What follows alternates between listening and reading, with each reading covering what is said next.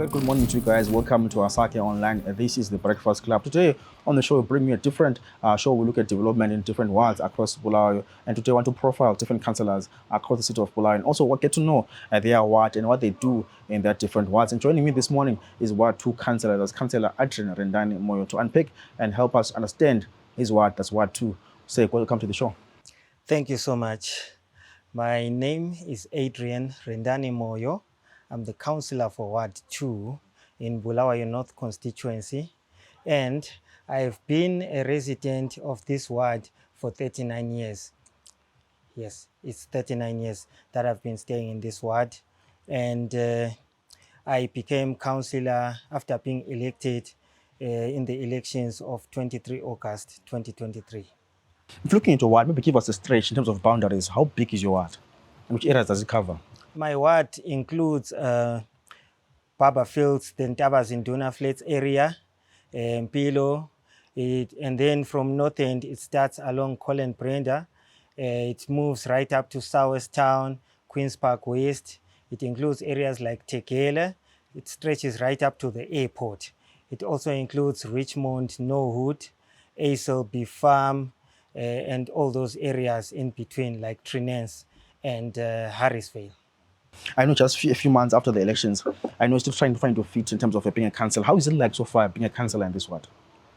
Being a councillor is actually not only an eye-opener, but it's now at a point where I actually have a very clear picture about the concept of development and everything that is involved in it. So far, have you done any consultation meetings, feedback meetings, or any ward meetings in terms of your ward? Yes, I have done a number of meetings. I had a ward stakeholders meeting right here in North End, which included people from all corners of the ward.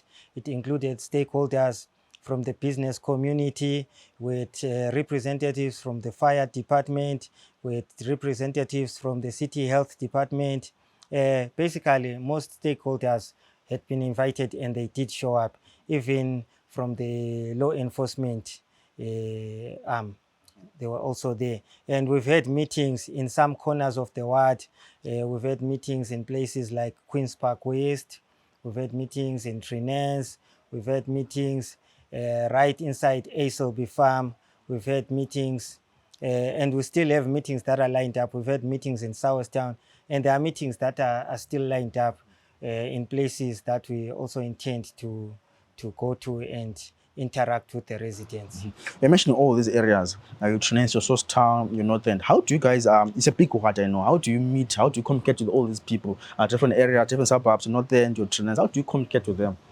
Now, what is actually helping me is that most of these communities have got WhatsApp platforms, which are run by community leaders in those areas. And I have engaged those community leaders and they've added me onto those WhatsApp platforms. So I'm in touch with all the issues that are prevailing in those wards. I'm able to interact with residents on those platforms, and I'm able to give instant feedback on issues that require instant feedback. In terms of challenges, what are some key issues that are raised in terms of different wards, right? I know I'm part of one group that you are saying, I spoke about issue of water, issue of the refuge truck. What are some of the key issues that are talking about in terms of Ward 2, facing Ward 2? The major issues right now, it's water availability. We have some high-lying areas where even on those days when water supplies have been opened, they actually don't get water. So those are some of the areas where we're having challenges. We have been trying to service them using our water bowsers, but that is never enough for our residents. It has the inconvenience of making residents get out of their homes carrying water containers to go and queue at a certain point where the bowser will be delivering water. And most of the residents have been very clear that while they appreciate the bowser facility, they are yearning for a situation where they will be able to get water from their taps. That is one challenge. And then the other challenge is that of roads. Our roads, most of our roads have become impassable. because they've been depreciating over time. And as a city, we have not been rehabilitating these roads at a rate at which we were supposed to. So those are the two major challenges that we are facing as a ward. I know the issue of crime as well, issue of alcohol abuse and drug abuse. Speak to us more about that. How are you dealing with the issue of crime in your ward, and how are you dealing with the issue of young people being involved in drug and alcohol abuse? The issue of crime is a very serious one as well. And what we have been doing is to encourage residents to form neighborhood watch committees in liaison with our local police officers. I have been interacting a lot, for instance, with the officer in charge at South Town Police Station. They have been preaching the concept of community policing to say, let's work together as communities and join hands with law enforcement. Particularly, we have markings. We also have vandalism of electrical power installations like transformers and copper electrical conductors. This has really been a thorn in our side because it leaves residents in the dark, and once residents are in the dark, they are exposed to the likelihood of being victims of more crimes. You spoke about the issue of the roads, poor road, right, is facing in terms of your ward, right, and the issue of the water. What's the maybe short-term solution for the roads and issue of the water in your ward? A short-term solution, a short to medium-term solution is what we are working on as a city right now. We need about $14 million to rehabilitate our pipes and duplicate our pipelines so that we can be able to deliver water to our residents. We are also looking at a situation where we ensure that our Nyamandlovu aquifer is fully functional and fully secure, because what we've been dealing with is vandalism at that place. So once the place is fully secure, we know we'll be getting the maximum amount of water that we can derive from that place, which is about 15 megaliters. And then if we know that our pipes have been rehabilitated or replaced and fixed to a point where we can reduce even water leakages, then we'll know that water that is being treated and pumped actually gets to the intended destination. And then regarding our roads, we are looking at focusing on transitional roads or transit roads, which link our different suburbs to the CBD. These are the roads that will be given priority and they will be attended to first of all before the other roads are attended to. You know what? There's Bulawayo Stadium, right? There's Impilo Hospital. I know today we're here at Northern Swimming Pool as well. Are you happy with this state of the swimming pool? And also, I spoke earlier about the school. Are you happy with the state of the swimming pool and the school?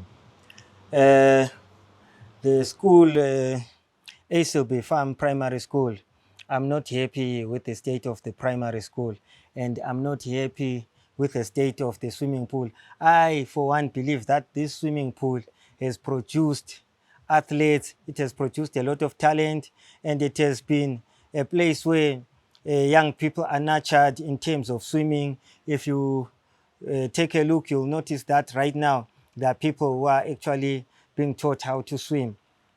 This place needs a serious upgrade. I am grateful because I realized lately that the showers have been sorted out, but we need a full rehabilitation of this place so that it can meet international standards. And then I'll go back to the school. ACLB Farm Primary School is one of the facilities under the council, and my concern with that school is that the last exams that were taken, out of 29 schools, it took position number 29, and it had about a pass rate of about 3.45%. And there are a number of factors that contribute to that. Number one, I am sure that if you go to that school and you see the kind of accommodation that has been offered to the staff, it's really in a terrible state. So what Eh, can be done towards that to solve that issue there of the price rate, number one, and infrastructure development there? What can be done, Councillor, to solve that issue there? That can be solved by addressing the infrastructure at the school, number one, ensuring that teaching staff have got decent accommodation, ensuring that there is an arrangement to ensure that when teachers that are not residing or at the school have got a transport facility that takes them there, because you cannot have teachers dropping off at a certain point and walking a long distance, and then they get there, they need time to rest before they actually start delivering lessons. And we need to improve study facilities at the school so that even the pupils have got access to good study facilities, because this is something that requires a multi-sectoral approach. Everyone, every stakeholder has to be involved for that school to actually rise and deliver good results. You spoke of different groups. I know there are women who are part of picking papers, picking litter in your ward, and the other women who are part of slashing as well in your ward. Talk to us more about that role there in terms of your ward. Yes, we have a community sweeping group. It comprises 10 women. These ladies are actually responsible for ensuring that there is no litter on our streets, and for ensuring that they identify illegal dump sites and assist us to do away with those illegal dump sites. Their role is very important, and so far they have been doing well because they flag all the dump sites that they come across, and we work together. I'm also grateful to members of the community, residents, who have actually been coming forward to assist us in dealing with these dump sites. Some have been pledging vehicles to carry refuse from these dump sites to take it to the municipal landfill site. So these women are playing a very pivotal role in keeping our ward clean. And then we have the team that is cutting grass along our main roads. It's comprised of men and women. There's also the number 10, yes, it's a group of 10. So now they are also playing a good role, because you know that if you can't see around the corner when you are driving, that increases your risk of having an accident. It's also good because some of these places that they've cleared are potential hiding spots for people who do markings at night. So these people are actually doing a wonderful job. I am grateful to the city's Parks Department and the city's Health Department for those two initiatives. It's really a great thing. It is my wish that we actually spread it, maybe especially the grass cutting, take it even further to make sure that as much of our ward is actually cleared. Guys, if you're just joining us, this is the Breakfast Club. I'm talking to Councillor.Adrian Rendani Moyo in Ward to speak about the issue of water, issues of road rehabilitation. He speaks about issues of water. So there's been a huge problem here in terms of water distribution and also having water in this ward. And also particularly issue of the school now. Again, teachers are dropping in a far distance, walking to school there. But also let me bring the issue now of youth centers. I know we've been talking about youth centers. Some are saying they're now outdated. Are there any youth centers in Trenance, Sostown, here, Northern? Are there any youth centers? In my ward, unfortunately, we do not have youth centers. However, let me hasten to say, youth centers are not outdated. Youth centers are still relevant because at what level we have been actually partnering with different organizations to have safe spaces where young people can interact and get skills and get education that will actually help them to make the right decisions in life. You know, we are dealing with the scourge of substance abuse, and it's something that we cannot run away from. It's all over the show, and our ward has not been spared from that. So youth centers will provide safe spaces where we can actually protect young people from getting involved in substance abuse. At the moment, we have some 1 or 2 projects that are actually ongoing in the ward. There is a place called Kabacha settlement. There is a safe space or learning hub that was funded by Plan International, where girls are being taught skills that will enable them to earn their own living. Boys are being taught gender education, and they are being taught how to conduct themselves so that they can be morally upright citizens of tomorrow. And the idea is also to teach them the gender education so that we raise a generation of responsible young men and women. It will also prevent them from falling into these social vices like substance abuse. So we are trying to engage partners so that we roll out programs that involve the use of sport. For example, I was in a conversation last time with one gentleman who's running a football academy. It's called Mountain Climbers. We spoke about it, and we are yet to finalize our working arrangement, because all these things require a certain amount of resources. But I, for one, believe that our young people are worth it, because now what we have realized is that we expect young people to take over the reins at a certain point, but it's going to be very sad if we get to that point and we find that the generation has been decimated by substance abuse. So we are also going to be rolling out a men's platform, a men for young men and old men. This platform was created after realizing that the young men of today is not ready for the empowered woman. The young men of today has been left behind in terms of addressing mental health issues. If you look at the rate at which young men are committing suicide, it's really a cause for concern. So we are creating a platform for men. It will be a men's platform where men, it will be non-denominational, apolitical. It will not be affiliated to any other organization. It will be just a men's round table where men will meet and interact, discuss whatever problems we're facing, and learn from one another. So this is going to start in Trinense, and then it will spread to other parts of the world. So this is one of the initiatives that will be coming up soon. And then I also have an initiative that is very close to my heart. It's called My Sister's Keeper. It's an initiative where I assist young girls from disadvantaged backgrounds with sanitary pads.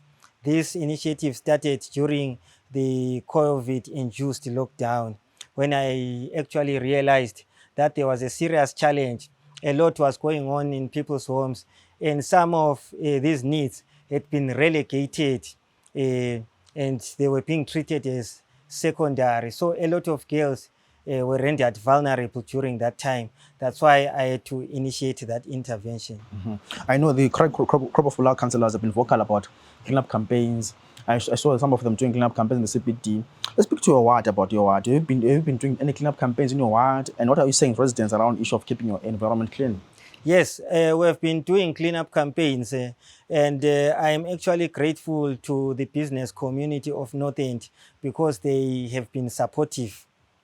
I will not mention those businesses by name for obvious reasons, but they have been supporting such initiatives with different things, whether it's refuse bags, gloves, and so on. Even Northern Suburbs Clinic has been very supportive when it comes to cleanup campaigns. And these are actually an ongoing thing. They are not going to be an event. Like I said, when I was speaking to residents in Queen's Park West quite recently, last week in fact, I was speaking to them about the issue of keeping our areas clean. Because in as much as we know that refuse has to be collected, we also have a responsibility to make sure we package that refuse properly and keep it ready for refuse collection. No one wants to be associated with dirt or filth. We're living in an era where we're still grappling with medieval diseases like cholera, which we're not supposed to be talking about at this level of civilization. But if we want diseases like cholera to be a thing of the past, we have to practice hygienic practices. We have to practice cleanliness within our yards, and not only in our yards, but also on our streets. You know, it's disappointing sometimes. Maybe you are standing, you are waiting to catch an ET into town or wherever. And then as that ET is approaching you, you see a water bottle flying through the window. You see, people have this false sense of security when they are sitting in vehicles. They think they can throw banana peels out of the window, and once it's out, it's no longer their problem. But my message to the people of Ward 2 is that cleanliness will never go out of fashion. So it's something that we need to practice every single day of our life. Because if you cannot be clean on the street, you are definitely not clean in your home.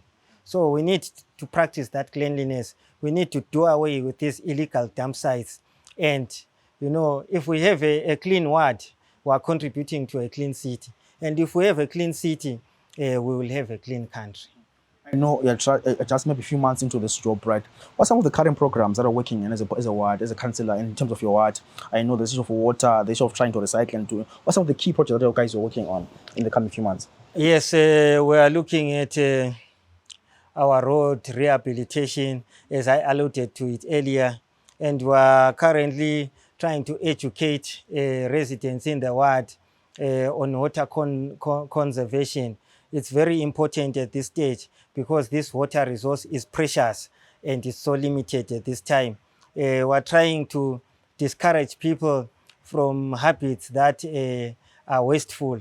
You know, in the days that passed, you would have people connecting hose pipes to their taps and watering gardens. But now we cannot do that because the water that we have is very limited. So we are really pushing that, and we are pushing a crime prevention campaign. This was necessitated by the spate of vandalism that was taking place on electrical power installations, and there were a lot of markings as well.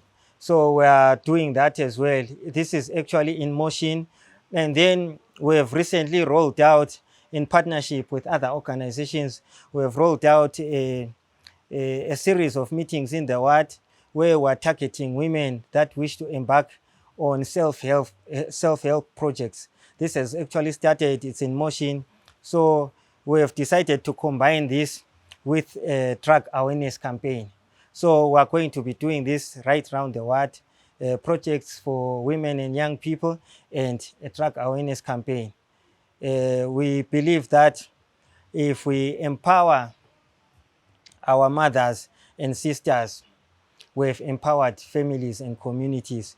And if we spread the word on drug awareness, it means the future will be in safe hands. I know there's a cholera outbreak in Harare and some parts of Zimbabwe, right? If cholera strikes in Ward 2, are you guys ready for cholera outbreak? As terms of hospitals or clinics in this ward, are there any cleaning materials that are you guys ready for cholera if it comes to Bulawayo in this ward? In as much as we do not wish to be in a situation where we come face to face with cholera at what level, as a ward, we are ready. I have faith in the management and staff at Northern Suburbs Clinic. We have had a number of sensitization meetings where we spoke about cholera, where we spoke about diarrhea, and they have a team of community health workers. This team has been moving around the ward, spreading the message far and wide to get people to actually practice hygienic practices and prevent cholera. Councillor, any closing remarks to your residents and Ward 2? What can you say to them? There's a camera there. Speak to the residents in Ward 2. To the residents in Ward 2, We have a lot of challenges that we are facing right now, but these challenges require all of us to come together as various stakeholders. These challenges require us to work together. I am happy to say these challenges might be difficult, but the solutions are not impossible.